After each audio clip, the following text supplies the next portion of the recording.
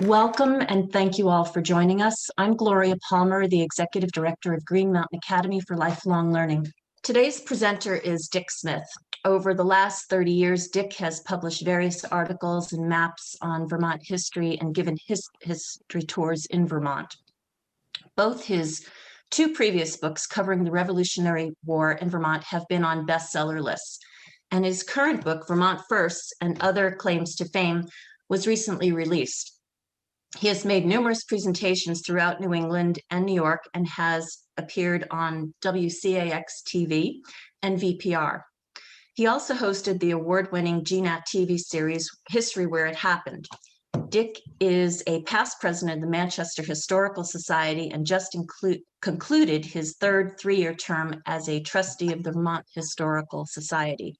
He resides in Manchester with his wife, Sharon. Now, without further ado, I introduce Dick Smith. Thank you, Dick, for being with us this evening. Okay, I hope this all works. Just a little introduction. I'm going to go through several slides here, but just want to just mention a couple of things. There's many claims to fame that Vermont has, and it was tough to pick which ones to present. And I wanted to do more than just have a list and rattle them off. I wanted to have a little comment about each one, so therefore I couldn't do every one, and we're limited to 50 minutes or an hour. So that's a little background. Also, all the claims I'm referring to are for the United States. They're not just Vermont claims. Also, keep in context that Vermont has a very small population. We're the second smallest in the nature, excuse me, in the country. And we're a relatively late state. We didn't have the 100 years of Boston, commercial ports and so on to develop a lot of skills and cultural institutions. And we were, of course, not one of the original 13 colonies. So with that, keep that in mind. The first slide, that's Fort Ticonderoga. It was built by the French during the French and Indian War from 1755 to 1758. They built a massive fort, a wonderful place to go and visit, 40-foot walls. The intent was to keep the British from moving up Lake Champlain, and that's Lake Champlain in the background, and of course Vermont there, and this is New York. But then the French and Indian Wars broke out, and the British moved up and captured the fort. It was originally called Fort Caroline. They renamed it Fort Ticonderoga, and it remained in the Crown's hand, the King of England's hand, not New York, but the Crown, for the next 17 years. Then in 1775, April 19th, the revolution broke out. Lexington and Concord, the shot heard round the world in Boston, Lexington and Concord area. There are 100 cannon there, and you can see the cannon very closely. The 100 cannon, and George Washington needed cannon to drive the British from Boston Harbor. So the colonists turned to this person, Ethan Allen, Vermont's native son, one of our native sons. And this statue is one of the two statues from Vermont in Statuary Hall. Every state gets two of their favorite sons, and one of the two in Washington is Ethan Allen. Well, he had a reputation for the prior 5 years of holding off New York as head of the Green Mountain Boys, so he was an ideal candidate to capture Fort Ticonderoga. So he took his Green Mountain Boys, he mustered them, went north from Bennington up to Manchester, then to Castleton, then over to Lake Champlain, and with 83 people, he crossed Lake Champlain the morning of May 10th. He captured Fort Ticonderoga, and this is the famous Alonzo Chappelle painting of that event. He literally caught the British with their pants down. It was such a surprise to them. But that was 21 days after Lexington and Concord, and that was America's first victory, and it was Vermonter Ethan Allen. That event was, of course, memorialized with a commemorative stamp. You can see 1755, which was when the fort started to be built, and there's Ethan Allen. And that's really the one event nationally he's known for. Locally here in Vermont, of course, he's known for holding off New York's claims to the New Hampshire grants. That was 1775. 2 years later, and Vermont was not even a state yet. 2 years later, Vermont declared its independence in 1777. And then they were holding a constitutional convention in this house, the old Constitution House, which is in Windsor. And it was here that representatives from all over the state met to discuss and write a constitution. And it was around this table that they finally signed that constitution. And you have to keep in mind who these representatives were. These representatives were mostly born in the United States. They were not English settlers that came over, but they were mainly from Massachusetts, Rhode Island, Connecticut, and so on, New England. And they came to Vermont for the free land. It was the northern frontier. They were adventuresome. And they also wanted to eliminate some of the wrongs that were happening in those colonies before the Revolution. So they signed on July 8th, 1777, the Vermont Constitution. This is the original one. It's in the state archives. But they signed this. And this was the beginning of the Vermont Republic. We became an independent state, free and independent state. For the next 14, we were the Republic of Vermont. And we finally became a state in 1791. And we became the 14th state, the first after the original 13 colonies. But in this Constitution were some major firsts and claims to fame that Vermont had. The first is that Constitution was the first state to have universal male suffrage. Now, a lot of people would say, well, that's nothing. You know, males have always voted. Well, that's not always the case. There were a lot of restrictions on voting. You had to own land. You had to literacy tests. In some cases, there were some religious tests. There were income requirements and so on. Actually, in the first presidential election of Washington 10 years later, of the 3 million people who lived in this country, in the 13 colonies and so on, only 44,000 voted, less than 2% voted. So expansion of universal male vote suffrage was a big deal in that Constitution. Next, the first state, this Constitution also had the first state to require compensation for property taken for public good. In many of the colonies, you had the right of eminent domain. You could take someone's private property for public good, like roads, but there was no compensation. A lot of the settlers didn't like that. So we put in our Constitution to require compensation. Of course, 10 years later, when we wrote the federal Constitution, they upgraded that even further and said it requires just compensation. The third important first in that original Constitution, we were the first state to provide for free public education. And in the Constitution, it was more than just wording. It was a complete system. We had village schools, which are basically what you call elementary schools now.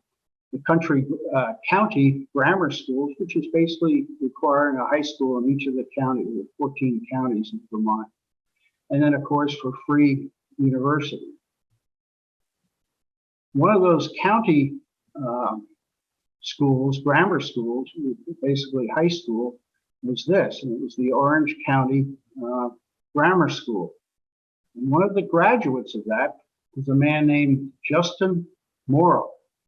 Justin Morrill never went on to college, but in the middle of the Civil War, he was the big proponent and basically the sole author of the Morrill Acts, which gave established land grant colleges. And it was the first time that the federal government had supported colleges and universities. And as you can see, it's really grown over the period. There were the Morrill Acts of 1862, 1890, and then later 1994. But all these state universities, in the New York area, Cornell is actually a land grant school, University of Massachusetts, University of Vermont, New Hampshire, and so on. Rutgers is the state university. It's a land-grant school in New Jersey, and so on. This is a stamp that was issued in 1955 honoring the first of the land-grant colleges. You really didn't have to start a school to get the funds from the federal government, which would issue land and then you could sell it and use it. For instance, Penn State was actually formed in 1855 as the Farmers High School of Pennsylvania. But then when they got the money in 1863, 8 years later, that was the beginning of the real growth of Penn State. Now it's a great research institution and so on. So education has always been big in Vermont based on that original constitution. Another item first with education is this school. This is Landmark College. It was the first college in the United States dedicated solely to people with learning disabilities. And they did a very unique thing. They realized that intelligence and learning disabilities like dyslexia were unrelated. In fact, a lot of famous people have this dyslexia. Thomas Edison had dyslexia, Alexander Graham Bell, Henry Ford, a lot of people. But that's Putney. That's over in Putney on the Connecticut River. The last great thing in our Constitution, 1777, we were the first state to ban slavery. And during the early 1800s and 1900, we still have it, a very fervent anti-slavery attitude. During the Civil War, I circled Abraham Lincoln. The 13th Amendment to the American U.S. Constitution was this amendment that banned slavery. 13th Amendment, and here's Abraham Lincoln signing that document. And here, of course, is Abraham Lincoln. I don't know if you've seen the film Lincoln, but really great. Sally Fields, Tommy Lee Jones won many, many Oscars.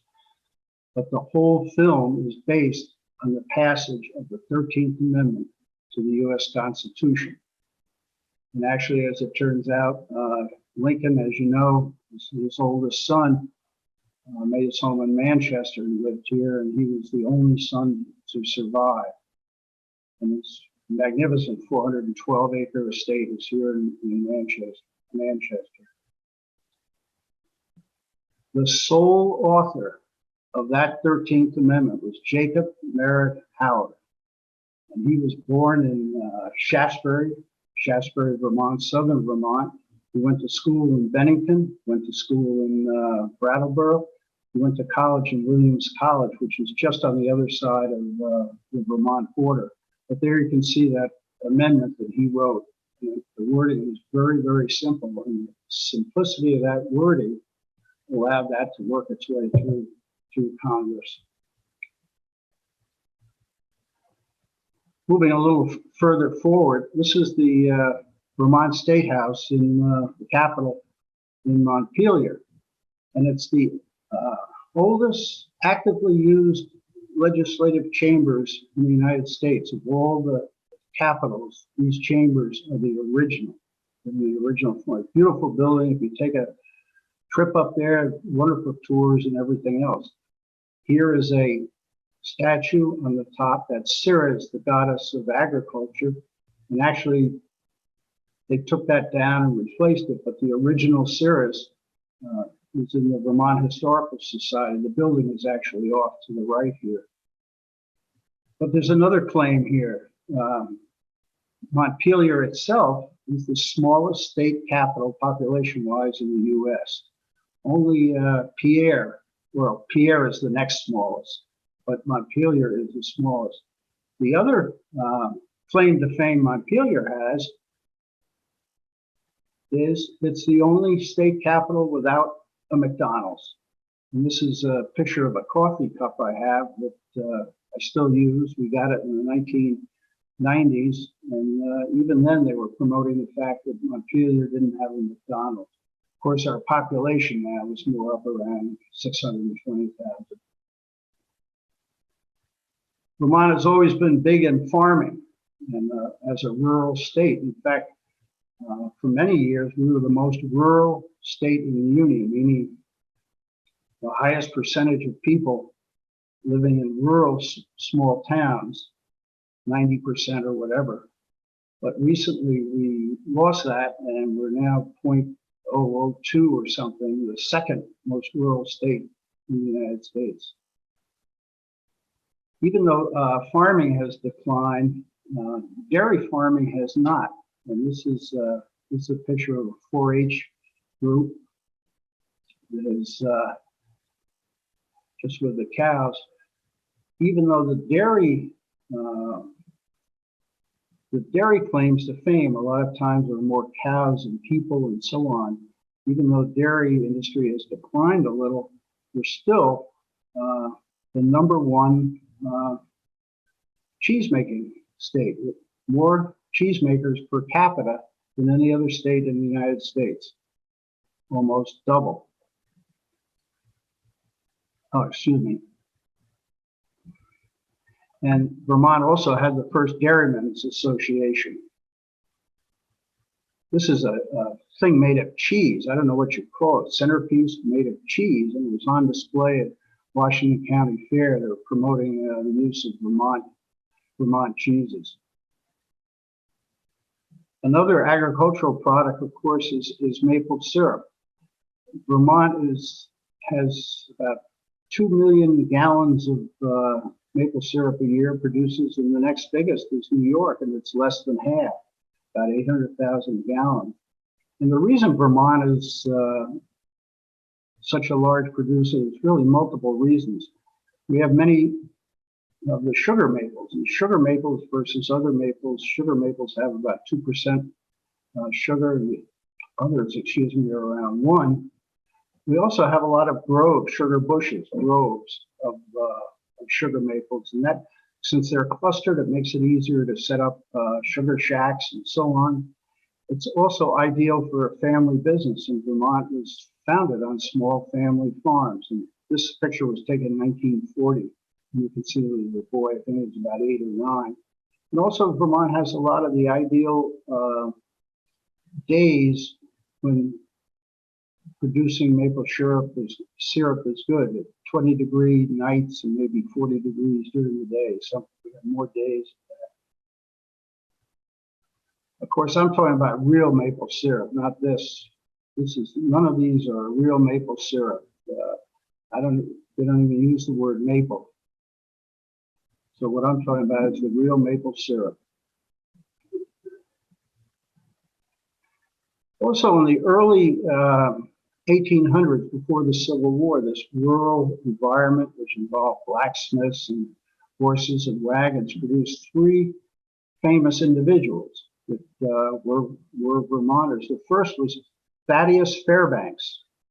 And at 19, he went to St. Johnsbury, and he was a blacksmith, and he got involved with a hemp business, rope. He'd sell hemp to various people, but he found a problem with taking the hemp out of the wagon, putting it on a scale, taking it off, putting it back in the wagon, and so on. Very uneconomical. And he was kind of a ingenious tinkerer, blacksmith.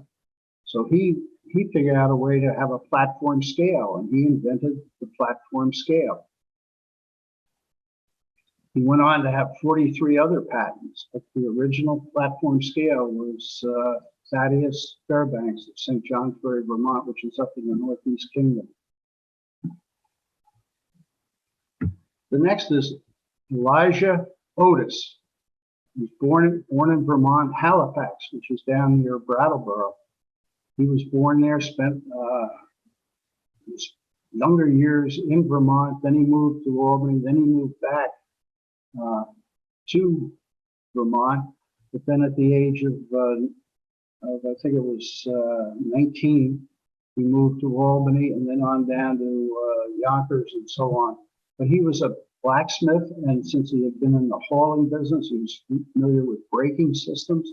So he figured out a way to brake an elevator from falling. He didn't invent the elevator, but he was the one that invented the first safety elevator.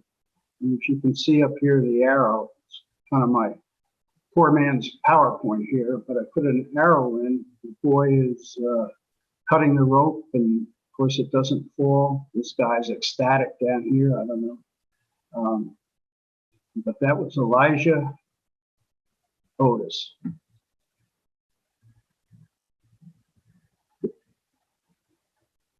Farming was big out in the Midwest, but farming had a big problem out there. The sod in the Midwest was quite different than it was from Vermont. But there was a Vermonter, John Deere. John Deere was born in Rutland. He moved to Middlebury. He became a blacksmith, and for about 12 or 13 years ran blacksmith shops throughout Vermont. Became very familiar with blacksmithing. He then turned around and because of economic reasons moved out to western Illinois on the Mississippi River. Ran Decatur and then Moline, which is on the Mississippi River. And being a blacksmith, he figured out a way to make a steel plow rather than the traditional wood or cast iron. And because it was a steel, cast steel, which is unusual too, it wasn't forged, it was cast steel, he could polish it and the sod would come off. And here's the Smithsonian Institute. They had a display many years ago of that first plow. This is the original 1838 John Deere plow. And of course, having run blacksmith shops, Deere was very proficient in running companies, and well, his success is well known. In the military side, this is George Dewey. George Dewey was born in Montpelier. He grew up in the Montpelier area. He went to Norwich University, which was the first private military school in the United States. He went there for 2 years and went to the Naval Academy. Then about 60 years later, he ended up being head of the American forces in the Pacific in the Spanish-American War, and he took the Pacific Fleet into Manila Bay and defeated the Pacific Squadron of the Spanish.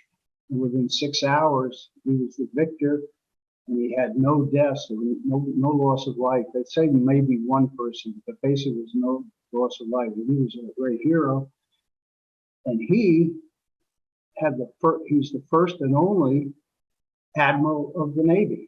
And that's this insignia down there. I don't know if my marker comes through here, but that's the insignia, Admiral of the Navy. And that was George Dewey, Vermont.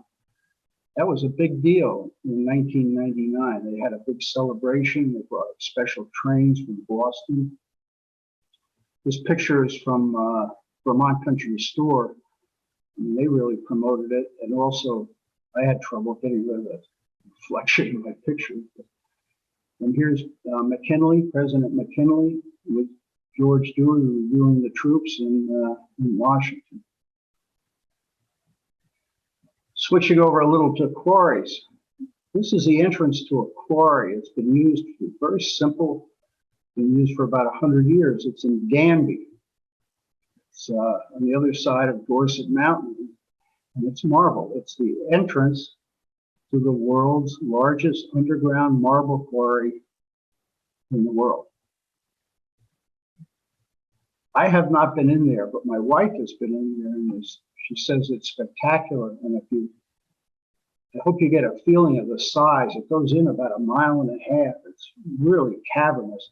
There's some great YouTubes on this too, if you're really interested. But it's a massive facility, and now they process the marble right down there in the mine. That gives you an idea of the size.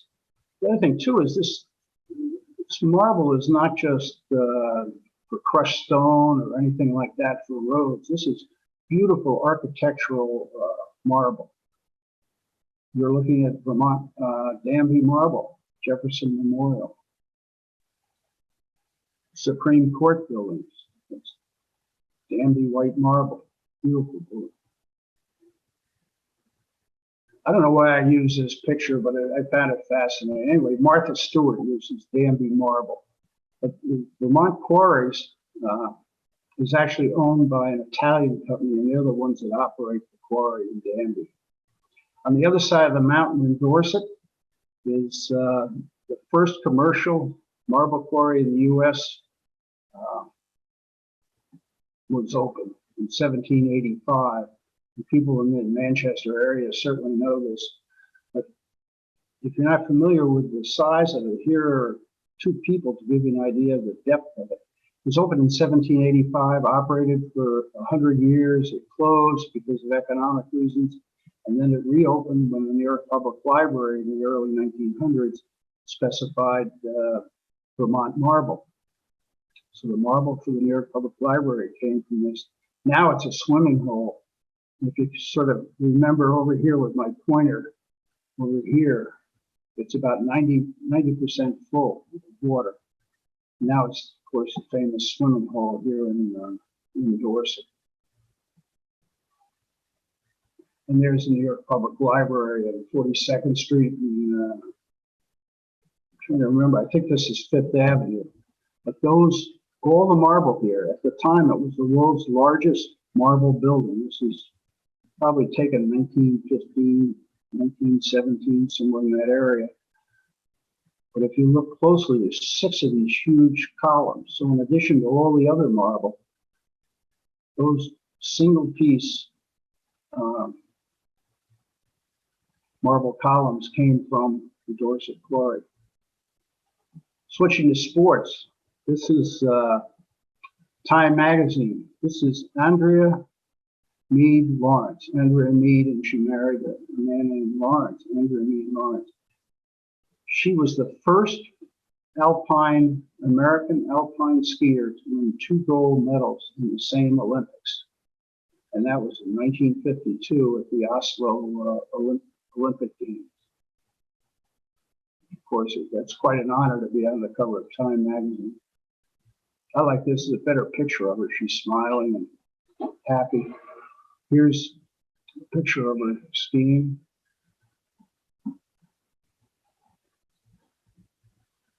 And here's another, this was dedicated, I think it was last year or maybe the year before. It's a big marble stone. It's in Rutland, opposite, let's say, the Walmart shopping center or where the movie theaters are.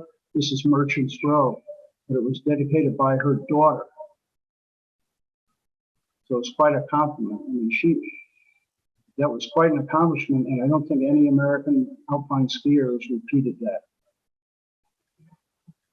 Even another compliment, the only mountain named after an American alpine skier was Mount Andrea Lawrence. And it was President Obama about 13 years ago signed the bill that named it that. That's actually not a good picture because it's about 12 or 13,000 feet high, but it's a popular hiking trail in the Sierras. Of course, talking about snow, of course, there's Woodstock, the first commercial ski rope tow was in Woodstock. When they originally started this, they surveyed, I think it was 6 hills to find the best one, and the one that they chose was Clinton Gilbert's hill. He was a dairy farmer, and so they ran it for a year in Clinton Gilbert's area. Then through I don't know, various reasons or whatever, the operation was moved to hill number 6, and that was in South Pomfret.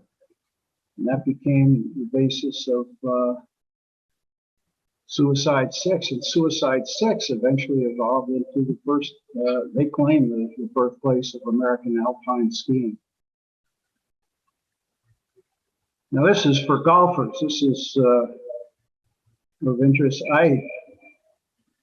Snow golf was invented in Vermont. I thought this was just a meaningless thing, very small. I started to not pay any attention to it. Then I looked at it as I went through. I said, well, there are a lot of people who play snow golf. I'm not one of them, but there are a lot of people that play it.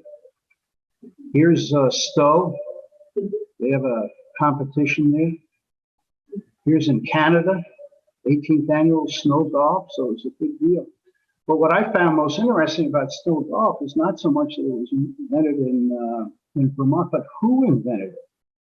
And the person that lived in this, and I get it, the name Naluka is what this was called, this house. But it was occupied by Kipling, Rudyard Kipling. It was the first English language Nobel Prize winner in literature, and he invented snow golf right here on this on the grounds right here. This is over in West Dumbarton, just north of Brattleboro. The other thing he invented was, or not invented, but he was the first. He was really popular before he came to Vermont. He only spent about 4 years here in Vermont, but he did a lot when he was here in Vermont. He was very popular, receiving about 200 letters a day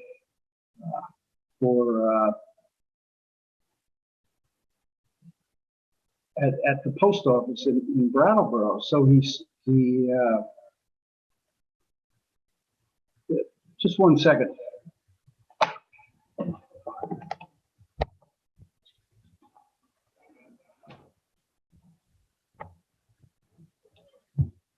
Sorry. He was receiving 200 letters a day. So he petitioned the U.S. Postal System, and they opened up a special post office for him. The Waite Post Office is the actual postmark, and that postmark was coveted by stamp collectors, and it was the first and only privately open post office for one individual.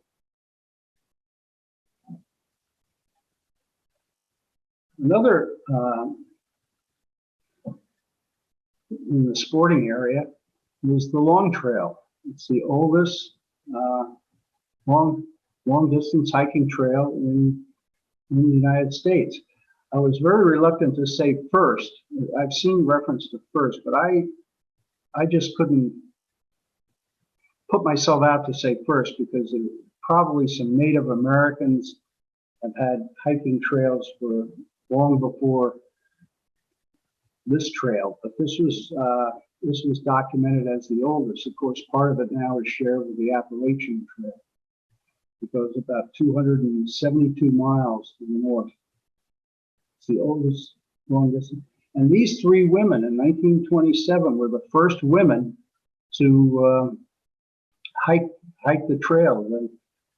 The center woman is Christine Robbins, who's from I was going to say Sudbury, no, Cornwall, Vermont. She went to Middlebury College, and they hiked the whole trail by themselves. And that was quite an accomplishment. 272, and if you can imagine, if you hiked the Appalachian Trail now, imagine what it was then. Almost 100 years ago. Let's just go on to the Coolidges. Calvin Coolidge. There's so many firsts associated with Calvin Coolidge. One of the first one, this is Grace Coolidge, his wife. And she had a pet raccoon, Rebecca. And she was the first, and therefore, they were the first presidential couple and only to have a pet raccoon as one of its pets. And here she is again. Grace was also the first lady in the U.S. To be born in Vermont. Another first, Calvin Coolidge, Warren Harding died suddenly, and Calvin Coolidge happened to be up at his family home in Plymouth Notch, and he heard about it, and he had to be sworn in by his father, who's in the middle here. Early in the morning, he became the first and only president to be sworn in early morning by his father. And this is a picture. I know a lot of people have probably been to Plymouth Notch, but I just reiterate how how beautiful this is. And it's also the only spot really in the U.S. that you can look at this and see this involving a president. Here's where Calvin Coolidge was born, right here, Wood House there. He was born on the 4th of July. He's the only president to be born on the 4th of July. He was born there, lived there for a couple of years, then moved across here. The family moved to the family house across the street, and that's also where he was sworn in. And later, he had his summer White House was on the 2nd floor of the store, which was operated by his father. So this is the only place you can really see that place where he's born, where he's raised, where he was sworn in, and where he had a summer White House. And it's beautiful. They have a great interpretive center there too. Nearby, not in that view, but nearby, maybe I'm guessing 400 yards away, is the cemetery where Calvin Coolidge is buried. And this is Calvin Coolidge's grave. Very simple, no elaborate mausoleums or signs or anything else. And he's the one that said, I came from the people and I want to be buried by the people. So Plymouth Notch is the only place in the U.S. where a president is born, where he's buried, where he grew up, where he was sworn in, and where he had his summer White House. So it's worth the trip if you haven't seen it. And of course, another first with Calvin Coolidge, the Christmas tree was the first White House Christmas tree, and of course it was a Vermont tree. Another area of the arts, Vermont was the first state to have state funding of its orchestra, the Vermont Symphony Orchestra. It was started in around 1935 by a group of amateur, this is the middle of the Depression too, a group of amateur musicians. Imagine trying to do that in the middle of the Depression, in a state that was poor and transportation was that good. But then when the World's Fair, 1939 World's Fair came along, the state said, wait a second, why don't we send our orchestra there to help to get rid of the image of Vermonters being without culture and hayseed and everything else. So that was the beginning. In 1939, they funded the Vermont State Orchestra. And they do these concerts, they're really spectacular in the beginning of July. It's about 8 cities throughout the state they go to. This one is in Chittenton. This was the last one. They didn't do it this year because of COVID. But this is Chittenton, taken from mountaintop. And of course, when you do the 1812 overture, you got to have fireworks. Another in the arts area, this is in Barre, Vermont. This is the longest zipper in the U.S. It's 68 feet long. And Barre, of course, has the largest open pit granite mine. I think it's 450, 600 feet deep. But they also have a lot of artists there. And if you drive around Barre, you'll go to Hope Cemetery, where they have a lot of unique gravestones. They also have statues throughout the town. But this was developed very cleverly as a little Vest Pocket Park. Very small space, but very clever artisans up there. People have lunch there. Here's another statue in Barre. This is for the Boy Scouts, because the Boy Scouts were founded. The first Boy Scout troop was from Barre, and the first Scoutmaster was from Barre. This is Horatio Nelson Jackson. Sort of been going into some transportation here. This is Horatio Nelson Jackson. He was the first drive across the United States. That's a Whitney car. It was 1903, and he named it Vermont. He was from Burlington, Vermont. He named it Vermont. And on a bet in San Francisco, for $50, he said he could drive a car across the United States. You just have to remember, in 1903, there were no very few roads, no maps, no truck stops, no McDonald's, no nothing. It was tough. And but he did it. He started out in San Francisco. He took the northern route to avoid the deserts here. Came down and ended up in New York. It was, I think, 63 days it took him to go across the United States. And this was no small event. We always talk about Lindbergh and everything else, but this was no small event. And it was memorialized by Ken Burns. If you've ever watched some of Ken Burns' work, real quality work. And Tom Hanks played Horatio.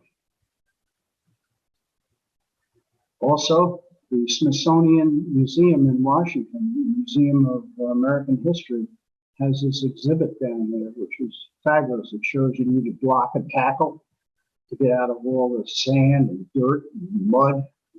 There weren't many paved roads, and they had a dog with them.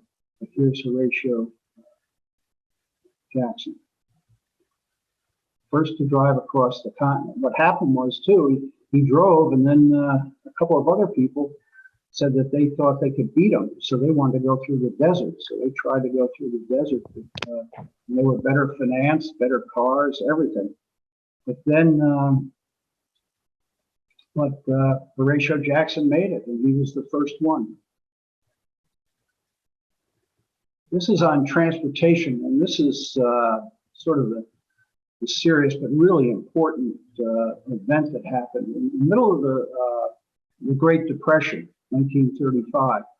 The federal government established the Works Project Administration, which was basically the way of giving federal money to construction projects to help people who needed help and to also get the country out of the recession.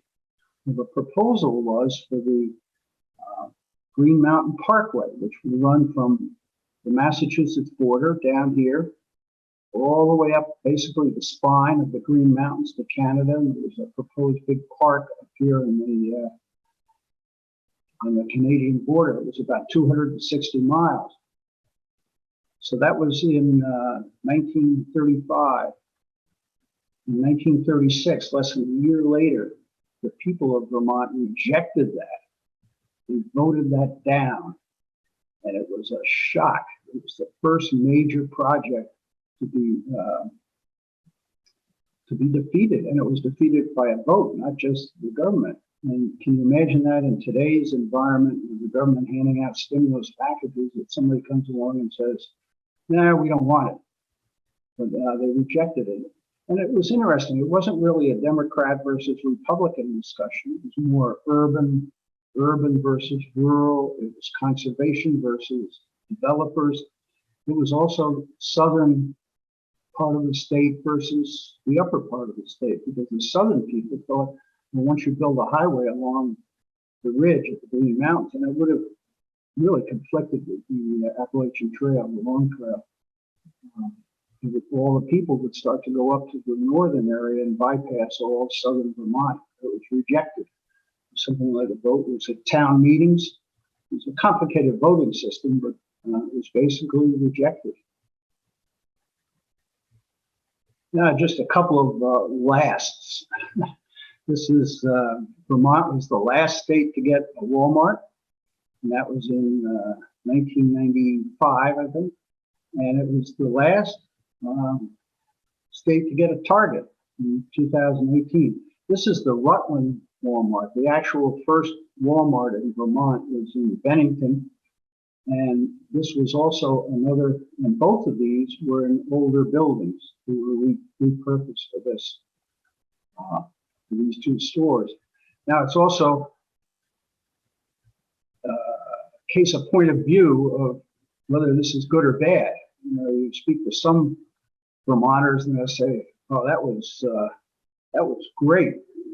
Last, we finally got a Walmart. We finally got a Target." Other people will say, "That's bad. We finally got it, which means we got it. And now we have it, and that's awful." So pick your side on that one. I'm going to go a couple of things that really didn't make my list or I didn't include, but it's kind of interesting. These are witches' windows, and they're slanted, and got the name because they said, well, witches couldn't bend on their broomstick and go flying through regular windows, so they slanted the windows. There's probably a more practical reason for doing it, but this is witches' windows. And they're found mainly in northern Vermont. Here, this one's in Craftsbury, up in the Northeast Kingdom. And there was another name for it called the coffin window. And they said they could put dead people out on the roof and slide them down easier than going around the stairs inside.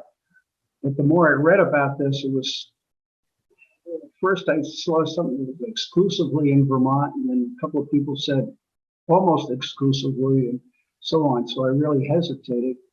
And then I figured, if I said this was for Vermont, somebody in some other state would just go out and put one in and prove that it wasn't just in Vermont. But it's a unique thing. I have not seen one in southern Vermont. So if anyone sees one, let me know. Another little interesting thing in Vermont, which almost made it, is we can pass on a double yellow line here in Vermont.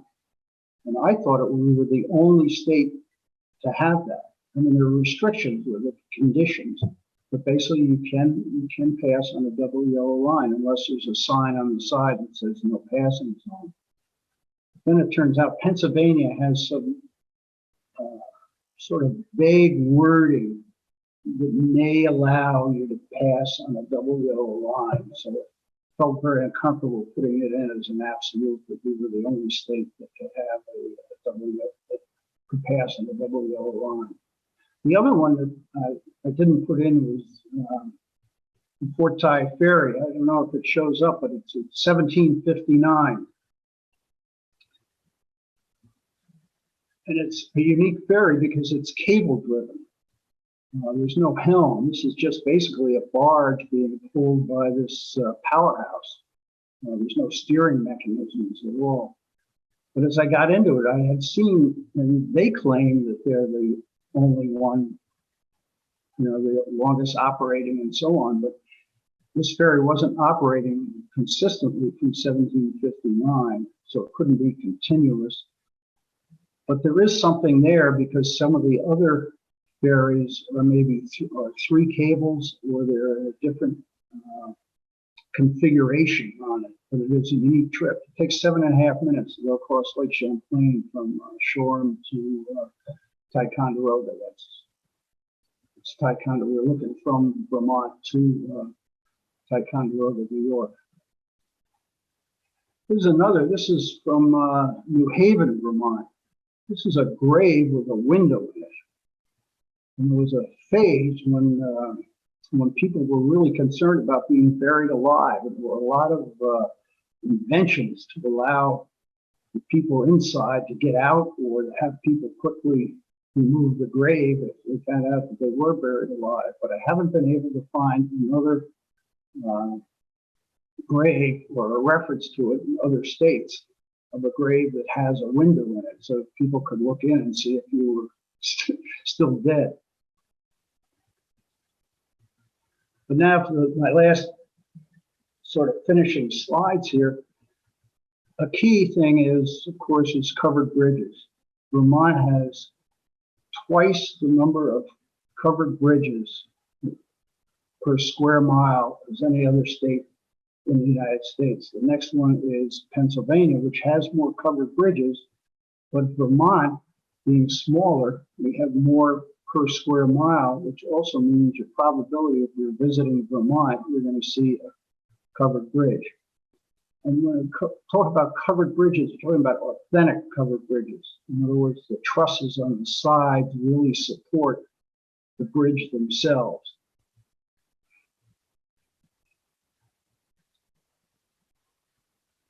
Here's a good picture of that. These are all the inside trusses. So it's not a I-beam or anything underneath this roadway. It's the actual trusses on the side.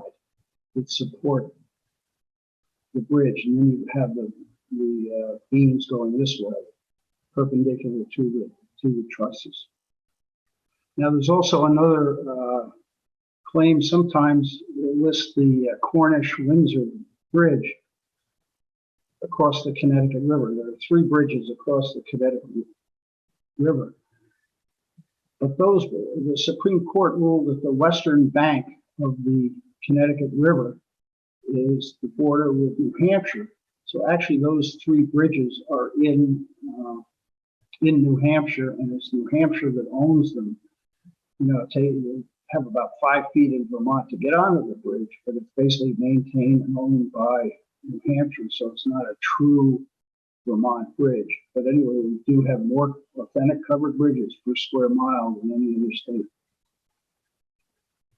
The other important thing is 1968 was the first real comprehensive anti-billboard legislation. This is a picture of them tearing down these billboards. Maine has their own 4 states that have anti-billboard legislation. One is Maine, we were before Maine, and Alaska was 1995. Those are the 3 in the continental United States. So the claim that I put in my book was the first in the continental United States. But I could have put in Hawaii, because Hawaii had banned some billboards in the 1920s, but it was not as comprehensive as the Vermont legislation, which covered both on-site and off-site billboards. But you put all those together, and you know, the agriculture, the farming, you put in the viewing of the covered bridges, you put in no billboards and so on, you come up with a pretty wonderful place. And National Geographic Traveler in Y2K, the turn of the century, came out 50 places of a lifetime, only 50, saying that people should visit in your lifetime. This list is also online. You can get they've updated, they added. But of those 50, only 7 were in the United States. And here are the 7 U.S. destinations: Big Sur, Grand Canyon, Hawaiian Islands, Mesa Verde, New York City, San Francisco, and the entire state of Vermont. They listed the Hawaiian Islands, but not the state of Hawaii, because a large percentage of Hawaii is actually water. So we are the only state of the 7 destinations. And when you look at some of the other destinations that were, it's pretty good company: Taj Mahal, Great Wall of China, Giza, Venice, the Alps, Machu Picchu in Peru, Serengeti in Africa, and Vatican, and so on. So it's Vermont's a pretty wonderful place, and we have a lot of claims to fame. So thank you, and are there any questions? And I guess Gloria can somehow. Yes, thank you, Dick. I was going to bring up snowboarding. Aren't we the birthplace of snowboarding, or is that? I'm not sure. I think we are. Brian Knight wrote a wonderful book on snowboarding. You know, with Burton, and a lot of it at Stratton. Mm-hmm. And of course, Burton moved north. I'm not sure of the technical, the birthplace or the first to use it, you know, widespread manner, or, you know, definition of a snowboard too. We have one comment so far. Tom Dwyer says, excellent, very informative. My understanding is that there was a little building which is now occupied by a butcher in the Vermont Butcher Shop in South Londonderry, Vermont. I'm sorry, in Londonderry, Vermont. And that's where snowboarding got its start. Jake Burton actually built his first snowboards there. And I think that they actually tested them on Bromley. And it started with something called a ski jack, where it was like a scooter that you could sit on and then ride down, and then it turned into a snowboard. And I think that's where they're talking actually about getting an artist to build some kind of a memorial in Londonderry for the birth of the snowboard. Okay. I have a comment here from Zach who says Muskegon, Michigan, 1965 was the first snowboard. I don't know. I think we need to do some research on that. Yeah. Referring to the windows, Dick, Jennifer Richardson says that her grandmother always called them crazy windows and told us that it was a way to get light into a staircase. That sounds more practical than keeping witches out. Yeah. Eileen has a question here. Wonderful presentation. I agree, very informative. 2 questions. Where can we get a signed copy of the book? And I've heard Ethan Allen called a native son. Wasn't he born in Connecticut? Yes, he was. Yes, Vermont was not a state. He was born in Litchfield. And you always hear the expression Flatlander. If you're not born in Vermont, you're a Flatlander. Well, he was a Flatlander. He was still the one that defended Vermont, and it was Vermonters that voted him as their favorite son to put a statue in Washington. So,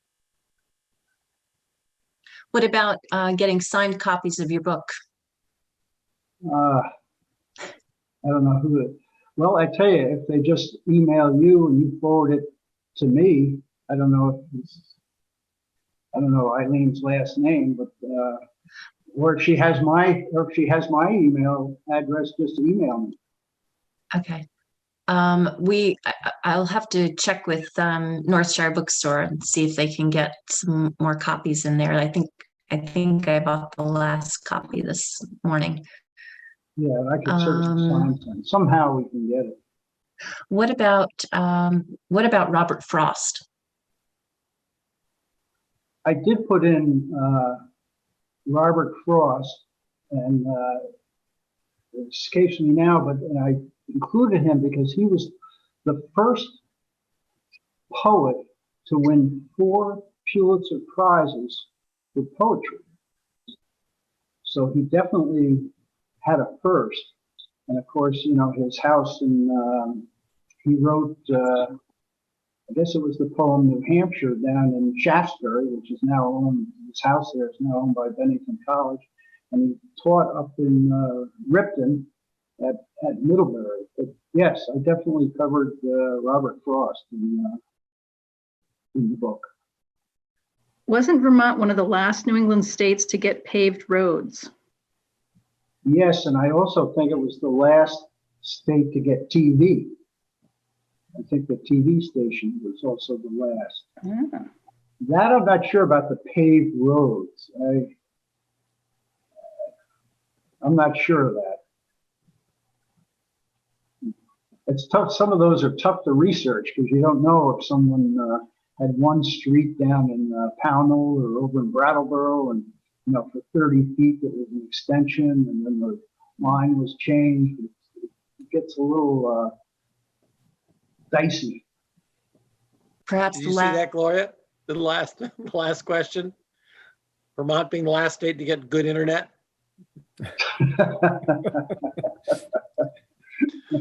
And I think she's frozen again. Liz, if I can answer the question about Glastonbury, at least a little bit. You can hike up there. There used to be a railroad going up there, which was stopped because they were broken down because the mountain came down over the tracks all the time. But you can walk up there and find a few of the old ruins. So if you're up for a little hike, you can park part of the way up there and then walk the rest of it. It's kind of very interesting. Not much left, but you can just imagine what used to be there. You can still find pictures about it in various places. Thanks. There's also a good book on Glastonbury by Tyler Resch at the Bennington Museum. He wrote it on, and it's a fascinating story and how he could make it interesting because Glastonbury at one time only had 3 residents, but he somehow made this book interesting. Okay, Liz, if you see any other questions in the chat box because mine disappeared. Okay. So the one I see says, I may have missed it, but aren't we also the first state to legally recognize same-sex civil unions? Yes, and I covered that, yes. Okay. Not the first for marriage, but yes, definitely civil unions. Were you born in Vermont? Was I? No. But I've spent 30 years here, and I'm the only one in my family that doesn't have Allen in the name.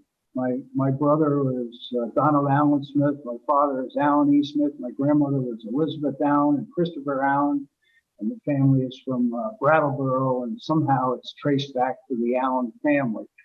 So I grew up with Allen in my future. Uh-huh. So you're an honorary Vermonter. Okay. And Ginny says the first African American to receive a degree from a U.S. college, 1823, named Alex Twilight from Middlebury. Yes, Alexander Twilight, yes. And he ended up in northern Vermont teaching. His house and school are still up there, Alexander Twilight. Also the first African American to teach an all-white congregation was Lemuel Haynes. And he taught in Manchester for a while, and then he taught for about 30 years in Rutland, West Rutland. Okay, so I guess we'll end here. I thank you, Dick, for a really informative presentation. I would recommend that everybody get the book because this presentation just touched on just a small portion of it. Hope to see you all at the next Green Mountain Academy event. And in the meantime, happy holidays and enjoy the rest of your evening. So good night, everybody.